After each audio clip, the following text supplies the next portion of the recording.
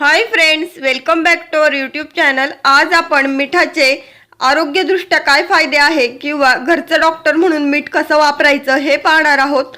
त्यामुळे video skip न करता संपूर्ण पहा। मीठ हे निसर्गाने दिलेले एक असं केमिकल कंपोजिशन आहे की जे आपल्याला वेगवेगळ्या प्रकारे उपयोग करता येतो आणि एकदम स्वस्त असलेलं मीठ इतके जास्त परिणामकारक आहे की अगदी महाग गोष्टींनाही आपण बाजूला सारून मिठाचे उपयोग करू शकतो। त्यातीलच आज आपण आपल्या शरीरासाठी किंवा आपल्याला जर काही व्याधी उद्भवल्या असतील त्यांच्यावरती मीठ कसे उपयोगी होणार आहे ते पाहणार आहोत। यातील खूप साऱ्या ट्रिक्स किंवा टिप्स तुम्हाला माहित असतील, परंतु खूप साऱ्या अशा वेगवेगळ्या टिप्स आहेत ज्या तुम्ही नव्याने ऐकाल।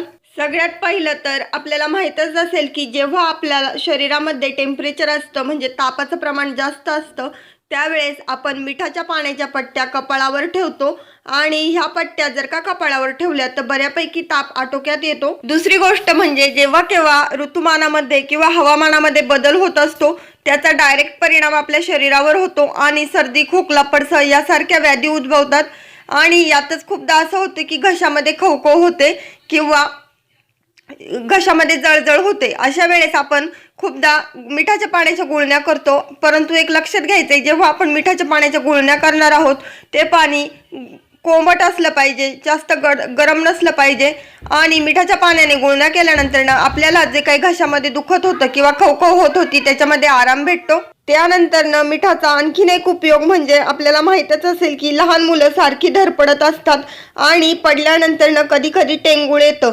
अशा वेळेस टेंगूळ येतं म्हणजे काय होतं, तिथली ज्या मांसपेशी आहेत त्या सुजल्या जातात आणि अशा वेळेस जर का आपण लगेच उपाय केला नाही तर त्या ॲज इट इज राहून जातात आणि याच ज्या काही सुजलेल्या मांसपेशी आहेत त्या बसून जाण्यासाठी आपण हळद आणि मीठ समप्रमाणात घ्यायचं आहे आणि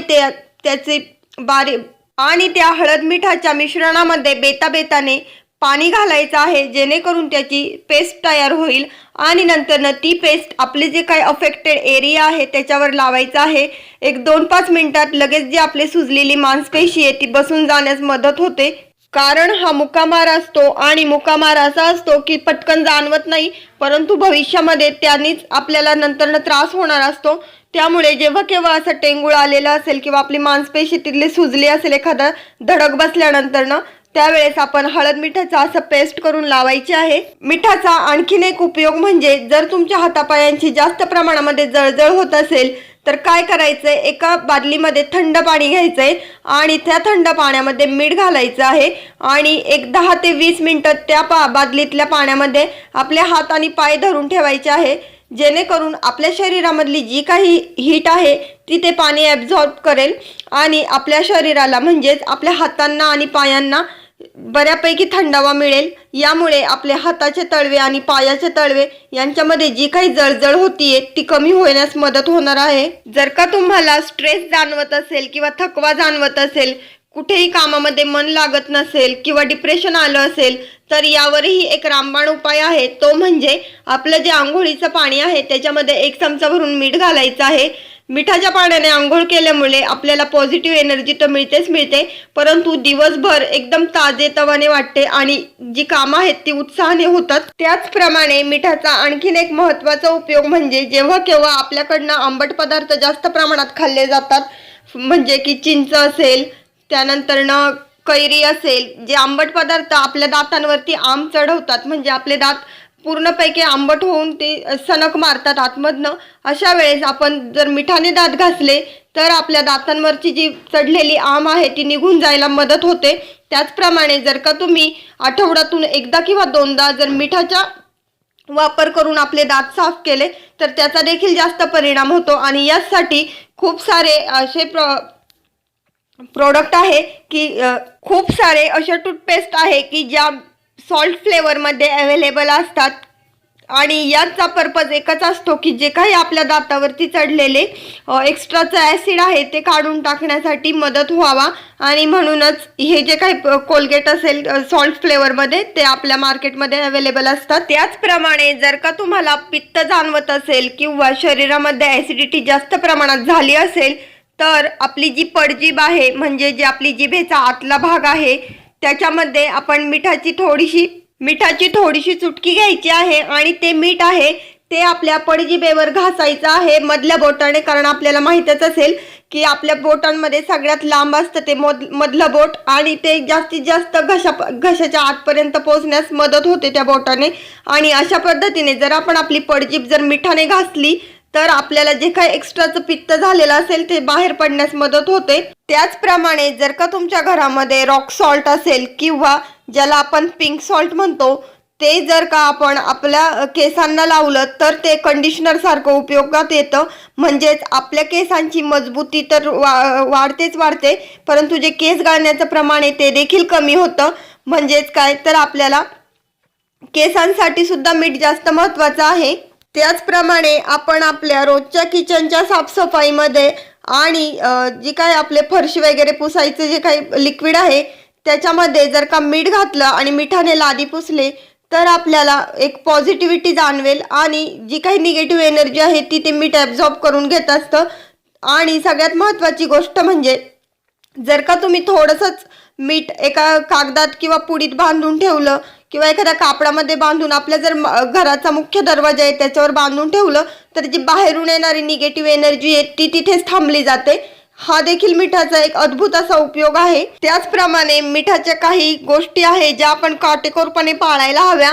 त्यातील सगळ्यात महत्त्वाची गोष्ट म्हणजे आपण एकतर मीठ कोणाकडे मागायचं नाहीये किंवा कोणी मीठ आपल्याकडे घरी मागायला आलं तर त्याला द्यायचं नाहीये। जेव्हा आपण बाजारामधनं विकत घेत असतो तो एक व्यवहार असतो त्यावेळेस चालू शकतं, परंतु मीठ हे उसनवारीवर घेण्याची गोष्ट नाही किंवा देण्याची गोष्ट नाहीये।